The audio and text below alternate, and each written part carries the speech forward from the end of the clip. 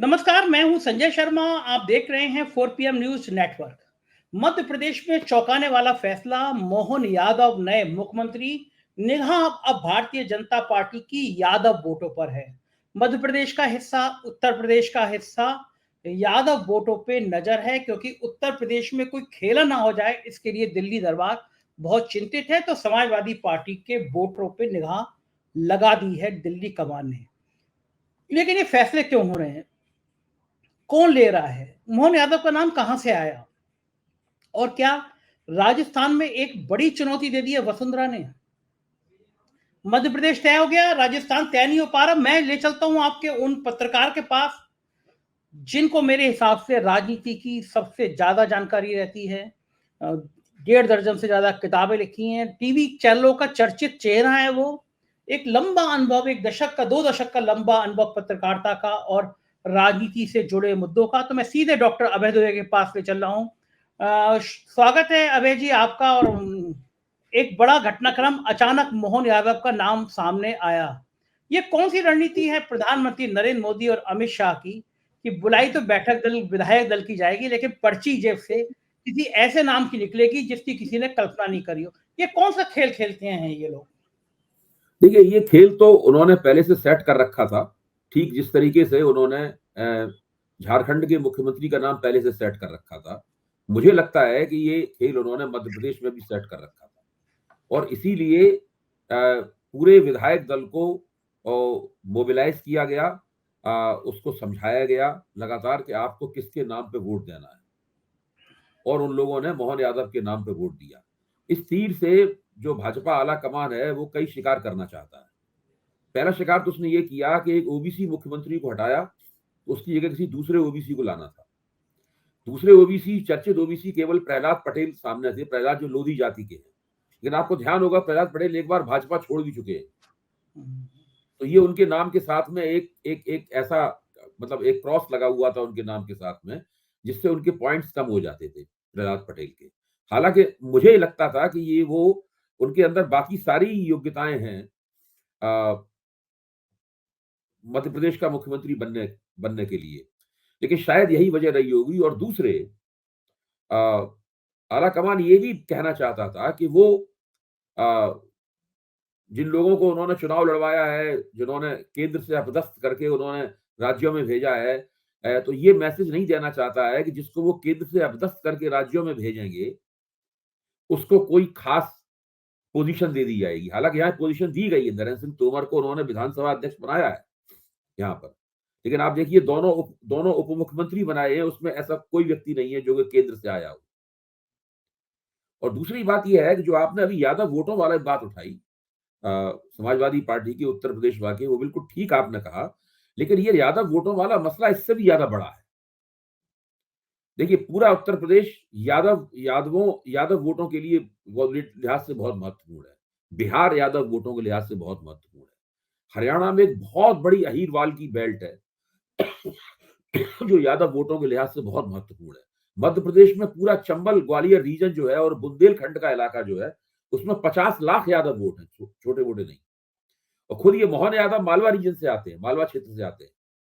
तो इंदौर के बगल में उज्जैन है, बिल्कुल जुड़ा हुआ, तो वो वहां से आते हैं। तो इसलिए भारतीय जनता पार्टी लंबे अरसे से भारतीय इस बात की कमी महसूस कर रही थी कि उसके पास कोई यादव नेता नहीं है।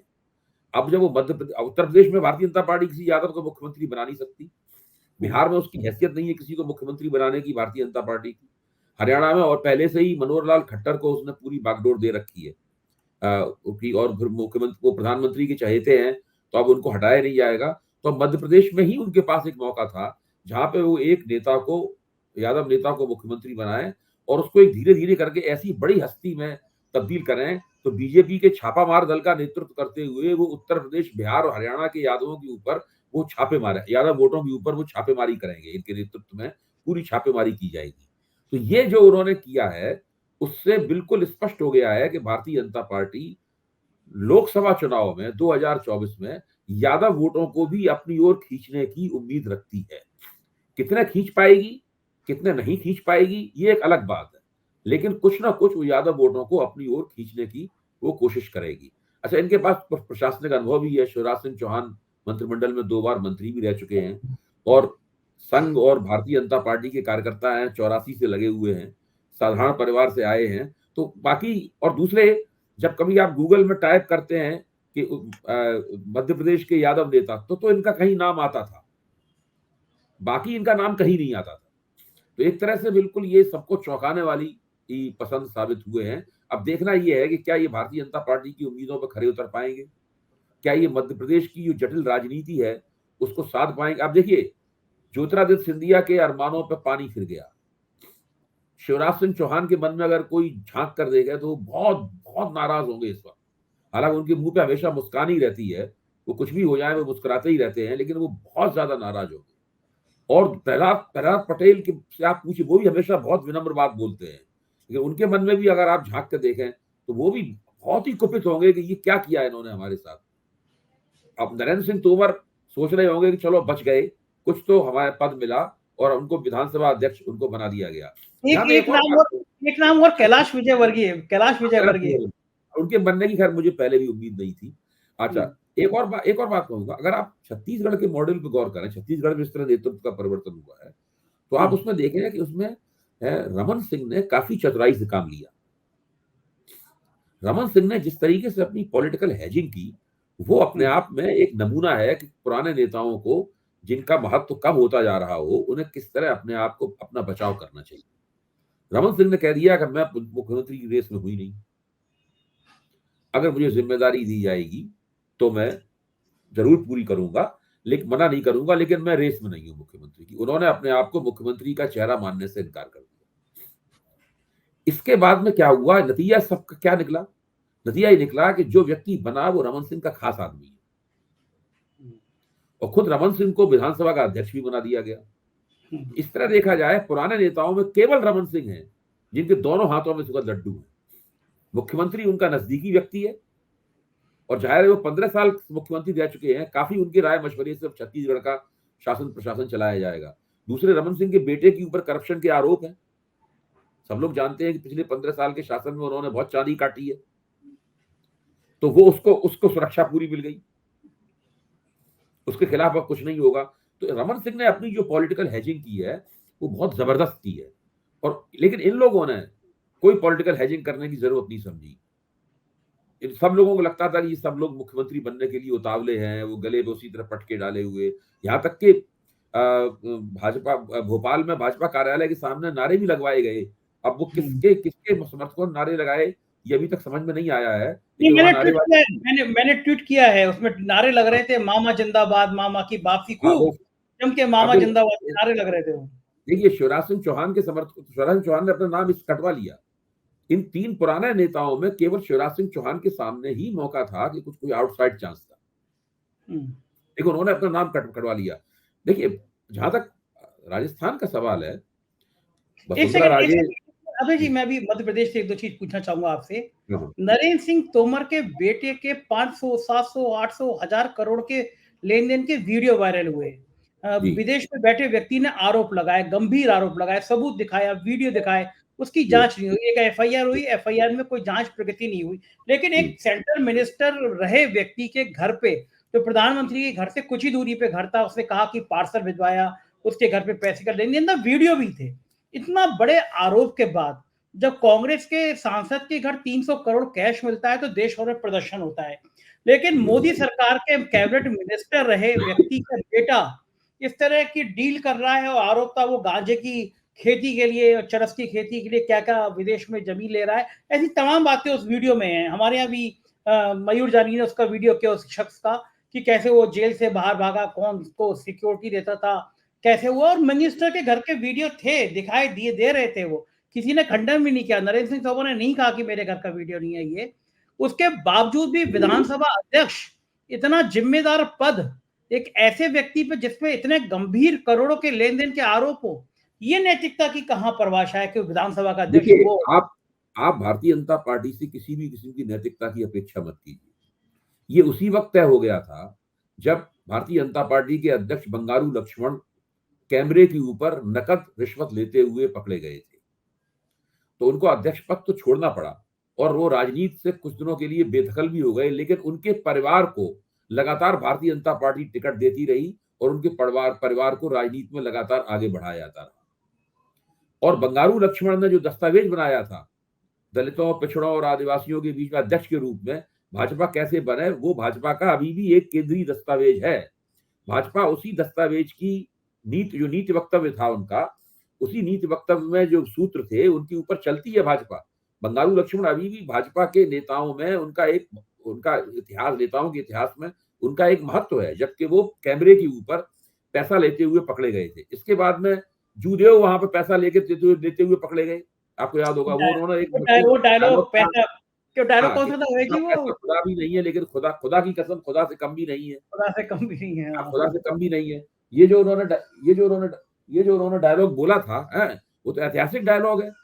आप मतलब भारतीय जनता पार्टी, फिर आप देखिए जो फग्गन सिंह कुलस्ते जो है, वो अभी चुनाव जो हार गए हैं, ये पूरा बैग लेके संसद में पहुंचे थे। इस बैग में कैश भरा हुआ था। ये भी काफी विवादास्पद आदमी थे, लेकिन लगातार केंद्र में उनको मंत्री बनाए रहे। इसके बाद मैं निजी तौर पर ऐसे मंत्रियों को जानता हूं जिनका नाम मैं अभी नहीं ले सकता कानूनी डर के कारण, जिनके बारे में अमित शाह को और नरेंद्र मोदी दोनों को पता है कि ये जम के रिश्वतखोर हैं। ये बात सही है कि ऐसे मंत्रियों को तुरंत, नरेंद्र मोदी की शैली क्या है कि वो ऐसे लोगों को जिनके ऊपर इस तरह के आरोप आते हैं, अगर वो पकड़े नहीं गए हैं, स्मार्ट हैं और छुपे हुए हैं, तो वो थोड़ा इंतजार करते हैं, उसके बाद फिर धीरे से उनको ड्रॉप कर देते हैं। अच्छा, जो सतपाल मलिक ने बात कही थी कि भाई नरेंद्र मोदी को भ्रष्टाचार से कोई खास दिक्कत नहीं है। अगर भ्रष्टाचार से नरेंद्र मोदी और उनकी सरकार की छवि खराब नहीं हो रही है किसी भ्रष्टाचार से, तो वो उसको अनंत काल तक बर्दाश्त करने के लिए तैयार। उस बात का सार तत्व है। तो ये तो अब अपने ऊपर नहीं आना चाहिए। एक छोटी सी बात और कहूंगा कि जो नरेंद्र सिंह तोमर के बेटे के खिलाफ वीडियो आया था, उस वीडियो के आधार पे तो मध्य प्रदेश का चुनाव पलट जाना चाहिए था। ठीक बात है। हाँ, इसके लिए कमलनाथ जी ने क्या किया, दिग्विजय सिंह जी ने इसमें क्या किया, कांग्रेस ने उस वीडियो को लेकर प्रचार क्यों नहीं किया? इस वीडियो को लेकर तो इतना हंगामा होना चाहिए था, न केवल वहां होना चाहिए था मध्य प्रदेश में, बल्कि दिल्ली में होना चाहिए था। नरेंद्र मोदी के और इनके, क्या नरेंद्र सिंह तोमर के घर के सामने कोई प्रदर्शन हुआ कि इनको केंद्रीय मंत्रिमंडल से ड्रॉप किया जाए? वो वहां चुनाव केंद्रीय मंत्री के तौर पर लड़ रहे थे। सही बात। तो ये मैं बता रहा हूं, ये विपक्ष की भी कमी है कि वो उन मुद्दों को केंद्रीय मुद्दा नहीं बना पाती है और उनका उस तरह से लाभ नहीं उठा पाती है जिस तरीके से नरेंद्र मोदी ने, जैसे ही उसके साहू के घर में पैसे पकड़े गए, भास्कर की खबर ही ट्वीट कर दी उन्होंने, नरेंद्र मोदी ने खुद। आप सोचिए, ये लोग किसी भी मौके का फायदा उठाने के लिए कितने लालायत और तत्पर रहते हैं। दूसरी तरफ विपक्ष है जो हाथ में आया हुआ मौका जो है उसको भी नहीं इस्तेमाल कर पाता। तो ये इनकी समस्या है बहुत ज्यादा। हाँ, आप बोलिए। अब मैं आता हूँ राजस्थान पे। आपको लगता है कि 9 साल में पहली बार मोदी जी को सीधी चुनौती मिली है वसुंधरा से? देखिए, इसमें मैं एक मेटाफर, एक रूपक का इस्तेमाल करूंगा। हिंदुस्तान में बहुत सारे देवता हैं और देवताओं में आपस में होड़ भी चलती रहती है, लेकिन भारतीय जनता पार्टी में एक ही देवता है, उसका नाम है नरेंद्र मोदी। जो उसे चुनौती देता है या उसके खिलाफ बगावत करता है, नरेंद्र मोदी उसको वो देवता उसे भस्म कर देता है। तो ये तो मैं मानता नहीं हूं कि किसी की औकात है नरेंद्र मोदी को भाजपा के अंदर चुनौती देने की। जिस वक्त उनकी औकात थी तब उन्होंने धमकी दी थी और अपने आप को बचा लिया था। ये उस वक्त की औकात है जब नरेंद्र मोदी थोड़े संकट में चल रहे थे, तब उन्होंने वसुंधरा राजे को जब डिस्टर्ब करने की कोशिश की तो उन्होंने वसुंधरा राजे ने कहा कि ज्यादा आपने गड़बड़ की तो मैं पार्टी तोड़ दूंगी और अपनी पार्टी अलग बना लूंगी। तो नरेंद्र मोदी ने अपना हाथ पीछे खींच लिया था और वसुंधरा राजे को सरकार अपनी चलाने दी। जो भी उसके बाद वो चुनाव हार गई, वो तो एक अलग बात है। लेकिन अब ऐसी स्थिति नहीं रही जब राजस्थान में 115 सीटें करीब भाजपा ने जीत ली और जिसमें हम सब लोगों को पता है कि वसुंधरा राजे ने केवल अपने मनपसंद उम्मीदवारों को ही जिताने के लिए काम किया, बाकी और लोगों को जिताने के लिए उन्होंने काम नहीं किया। हालांकि उनके जो समर्थक, वसुंधरा राजे की पत्रकारों में एक लॉबी है, अंग्रेजी पत्रकारों में खासतौर से एक लॉबी है, अंग्रेजी अच्छी बोलती है, तो वो विदेशों से पढ़ के आई, अंग्रेजी बढ़िया बोलती है।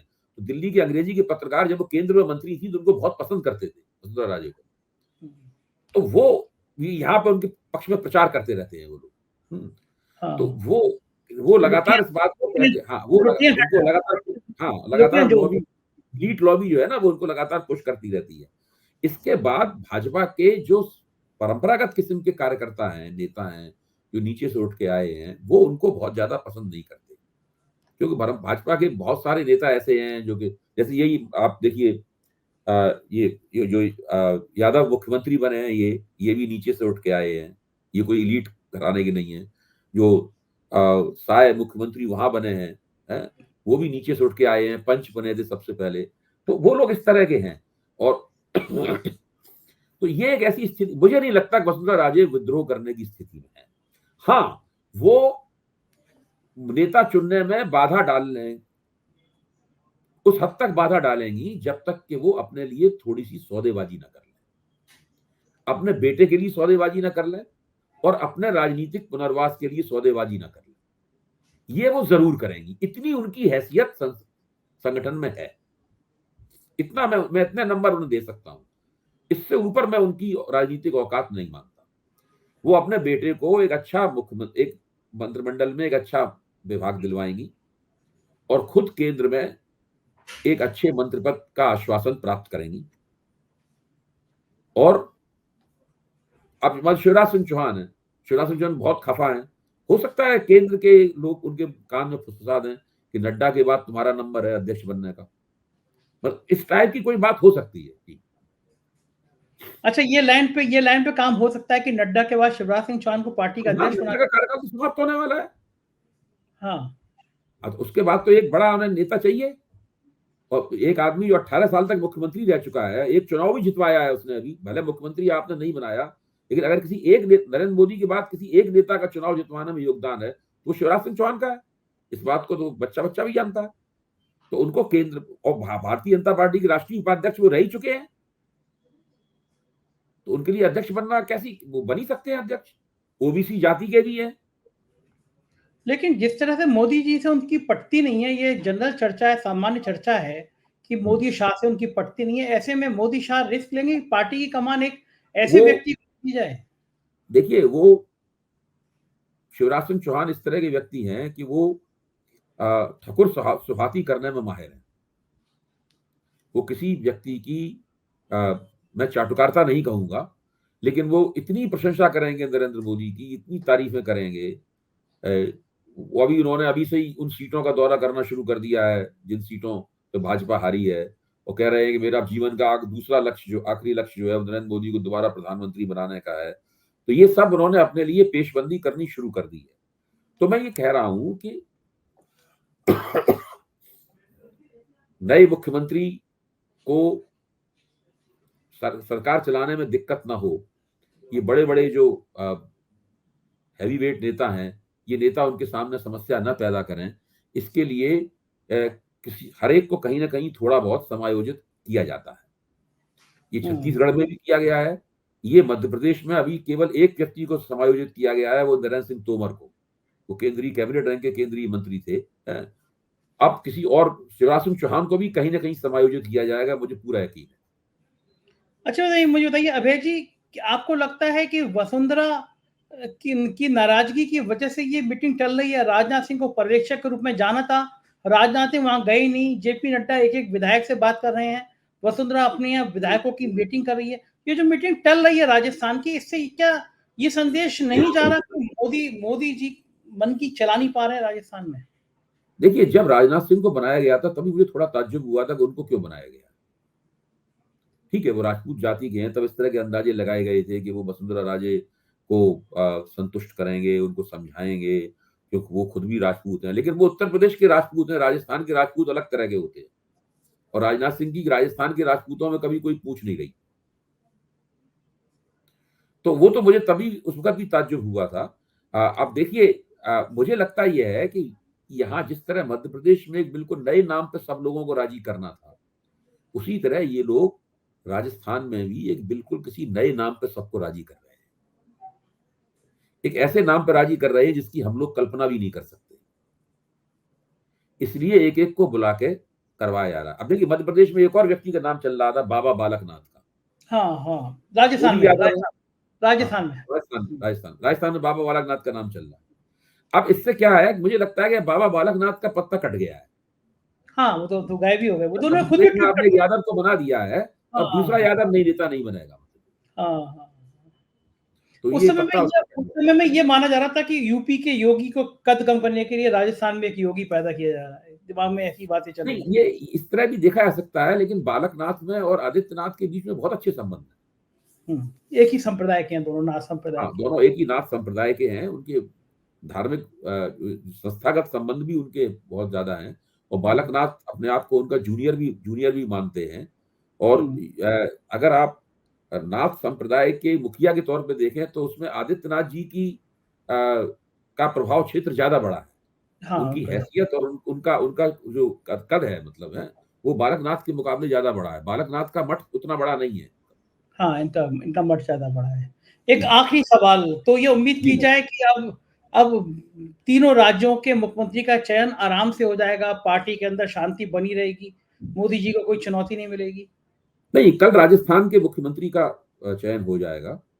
अभी बस किसी नए नाम के ऊपर एक एक अनपेक्षित किस्म के नाम के ऊपर कोई यादव कोई विधायक भी इसके लिए उम्मीद नहीं कर रहा होगा।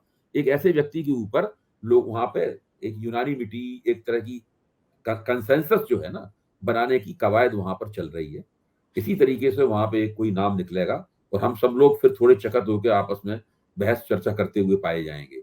मुझे नहीं लगता कि भारतीय जनता पार्टी की राजस्थान में या राष्ट्रीय स्तर पे कोई एकता है, उसके लिए ऐसा कोई विशेष खतरा है।